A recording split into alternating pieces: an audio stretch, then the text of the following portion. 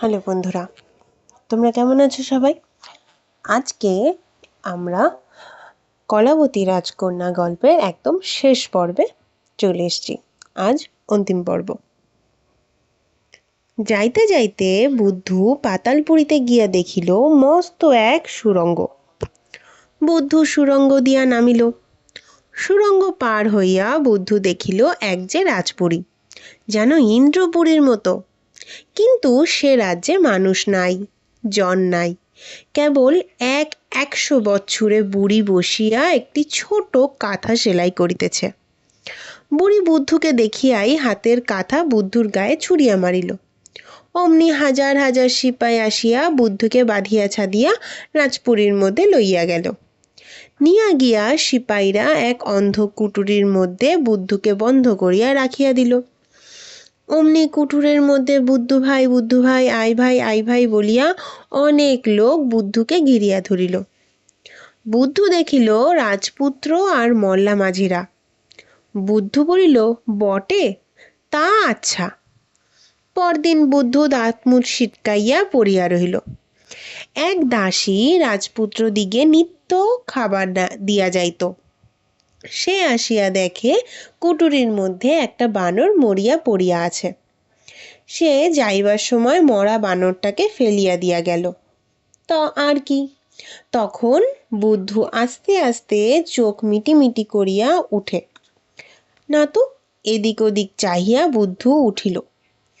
উঠিয়াই বুদ্ধু দেখিল প্রকাণ্ড রাজপুরীর তেতলায় মেঘবরণ চুল কুচবরণ কন্যা সোনার সুকের সঙ্গে কথা কইতেছে। বুদ্ধু গাছের ডালে ডালে দালানের ছাদে গিয়া কুচবরণ কন্যার পিছনে দাঁড়াইল। তখন কুচবরণ কন্যা বলিতেছে, সোনার পাখি ওরে সুখ মিছাই গেল, রূপার ভইটা হীরার হার, কেউ না এলো।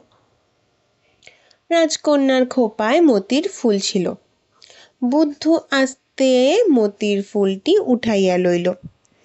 তখন সুখ বলিল, কুচবরণ কন্যা মেঘবরণ চুল, কি হইল কন্যা মতির ফুল? রাজকন্যা খোপায় হাত দিয়া দেখিল ফুল নাই। সুখ বলিল, কলাবতী রাজকন্যা চিন্তা না কো আর, মাথা তুলে চেয়ে দেখো বর তোমার।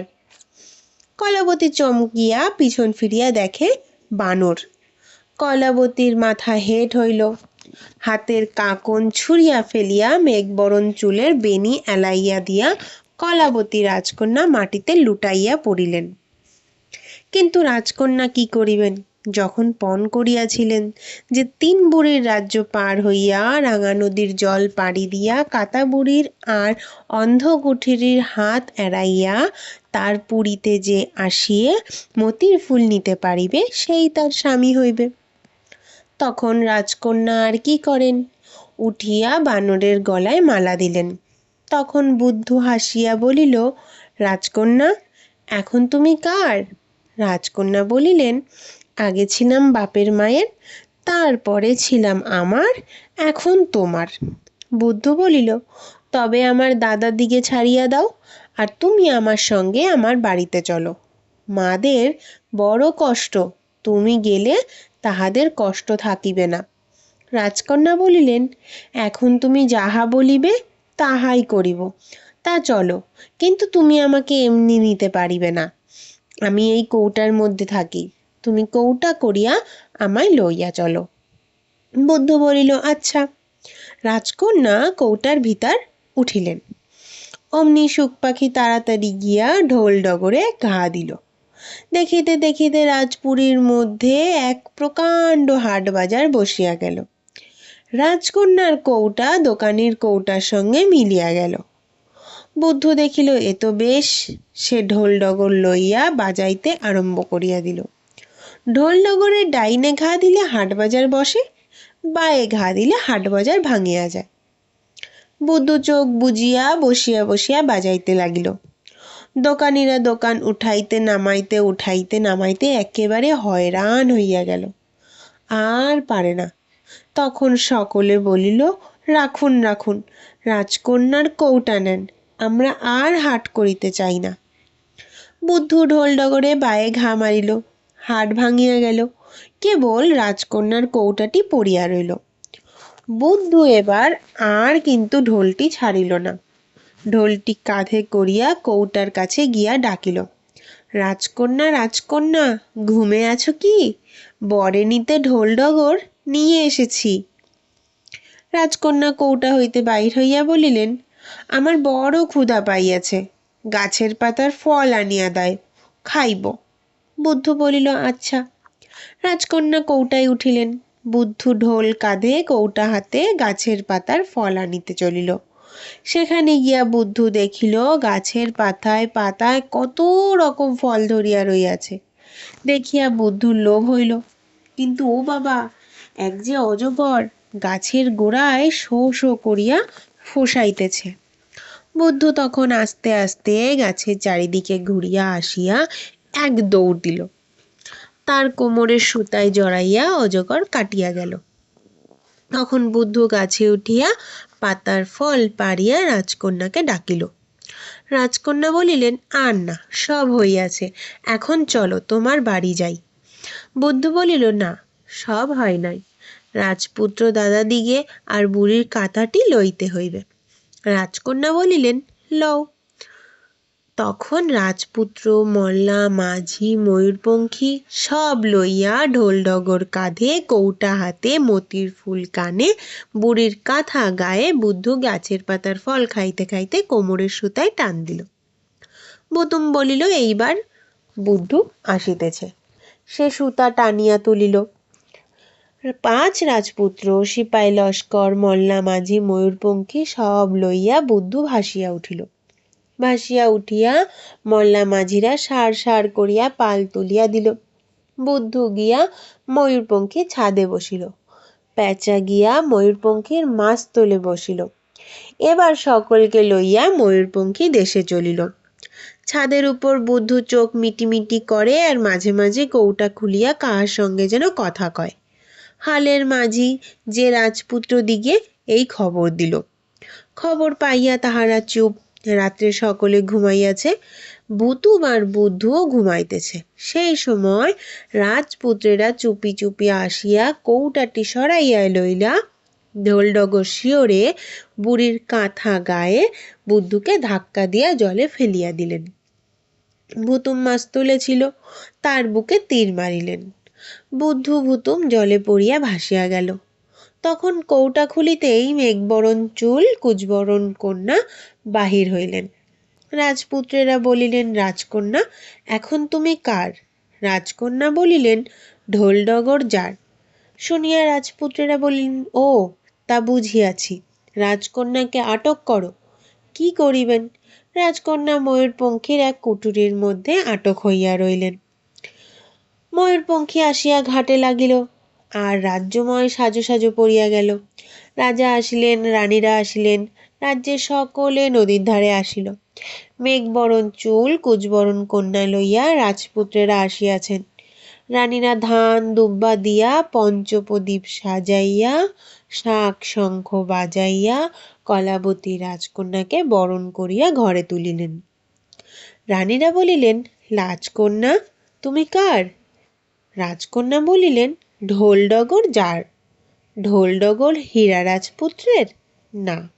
ঢোল ডগর মানিক রাজপুত্রের? না। ঢোল ডগর মতি রাজপুত্রের? না। ঢোল ডগর শঙ্খ রাজপুত্রের? না। ঢোল ডগর কাঞ্চন রাজপুত্রের? না। রানীরা বলিলেন, তবে তোমাকে কাটিয়া ফেলিব। রাজকন্যা বলিলেন, আমার 1 মাস ব্রত, 1 মাস পরে যাহা ইচ্ছা করিও। তাহাই ঠিক হইল। মের মা বুদ্ধুর মা এতদিন কাঁদিয়া কাঁদিয়া মর। শেষে 2 জনে নদীর জলে ডুবিয়া মরিতে গেলেন। এমন সময় একদিক হইতে বুদ্ধু ডাকিল, মা, আর একদিক হইতে ভুতুম ডাকিল, মা। দিন দুঃখিনী 2 মায়ে ফিরিয়া চাহিয়া দেখেন, বুকের ধন হারামণি বুদ্ধু আসিয়াছে, বুকের ধন হারামণি ভুতুম আসিয়াছে। বুদ্ধুর মা ভুতুমের মা পাগলের মতো হইয়া ছুটিয়া গিয়া 2 জনে 2 জনকে বুকে নিলেন। বুদ্ধু ভুতুমের চোখের জলে, তাহাদের চোখের জলে পৃথিবী ভাসিয়া গেল। বুদ্ধু ভুতুম কুড়েই গেল। পরদিন সেই যে ঢোলডগর ছিল, চিড়িয়াখানার বাদী গুটেকরিনী দাসের কুড়ের কাছে মস্ত হাট বাজার বসিয়া গিয়েছে দেখিয়া লোক অবাক হইয়া গেল। তাহার পরদিন চিড়িয়াখানার বাদী গুটেকুরানী দাসের কুড়ের চারিদিকে গাছের পাতায় পাতায় ফল ধরিয়াছে দেখিয়া লোকেরা আশ্চর্যান্বিত হইয়া গেল। তাহার পরদিন চিড়িয়াখানার বাদী গুটেকুরানী দাসের কুড়ে ঘিরিয়া লক্ষ লক্ষ সিপাই পাহারা দিতেছে দেখিয়া সকল লোক চমকাইয়া গেল। সেই খবর রাজার কাছে গেল। যাইতেই সেই দিন কলাবতী রাজকন্যা বলিলেন, মহারাজ, আমার ব্রতের দিন শেষ হইয়াছে, আমাকে মারিবেন কি কাটিবেন কাটুন। শুনিয়া রাজার চোখ ফুটিল। রাজা সব বুঝিতে পারিলেন। বুঝিয়া রাজা বললেন, মা, আমি সব বুঝিয়াছি। কে আমার আছো? নরানী আর ছোট রানীকে ঢোলডগর বাজাইয়া ঘরে আনো। অমনি রাজপুরীর যত ঢাক ঢোল বাজিয়া উঠিল। কলাবতী রাজকন্যা নতুন জলে স্নান, নতুন কাপড়ে পরন, ব্রতের ধান দুর্বা মাথায় গুজিয়া দুই রানীকে বরণ করিয়া আনিতে আপনি গেলেন। শুনিয়া 5 রানী ঘরে গিয়া খিল দিলেন। 5 রাজপুত্র ঘরে গিয়া কবাট দিলেন। লক্ষ সিপাই লইয়া ঢোলডগর বাজাইয়া রানী ছোট রানীকে নিয়া কলাবতী রাজকন্যা রাজপুরীতে ফিরিয়া আসিলেন। বুদ্ধু ভুতুম আসিয়া রাজাকে প্রণাম করিল। পরদিন মহা ধুমধামে মেঘবরণ চুল কুচবরণ কলাবতী রাজকন্যার সঙ্গে বুদ্ধুর বিবাহ হলো। আর এক দেশের রাজকন্যা হীরাবতীর সঙ্গে ভুতুমের বিবাহ হইল। 5 রানীরা আর খিল খুলিলেন না, 5 রাজপুত্রেরা আর কবাট খুলিলেন না। রাজা 5 রানীর আর 5 রাজপুত্রের ঘরের উপর কাঁটা দিয়া মাটি দিয়া বুঝাইয়া দিলেন। কদিন যায়, একদিন রাত্রে বুদ্ধুর ঘরে বুদ্ধু, ভুতুমের ঘরে ভুতুম, কলাবতী রাজকন্যা হীরাবতী রাজকন্যা ঘুমে আছে। খুব রাত্রে হীরাবতী আর কলাবতী উঠিয়া দেখেন, এ কি, হীরাবতীর ঘরে তো স্বামী নাই, কলাবতীর ঘরেও তো স্বামী নাই। কি হইল কি হইল?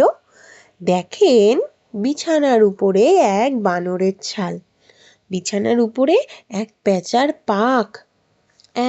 দেখো, তবে তো এরা সত্যিকার বানর না, সত্যিকার পেঁচাও না।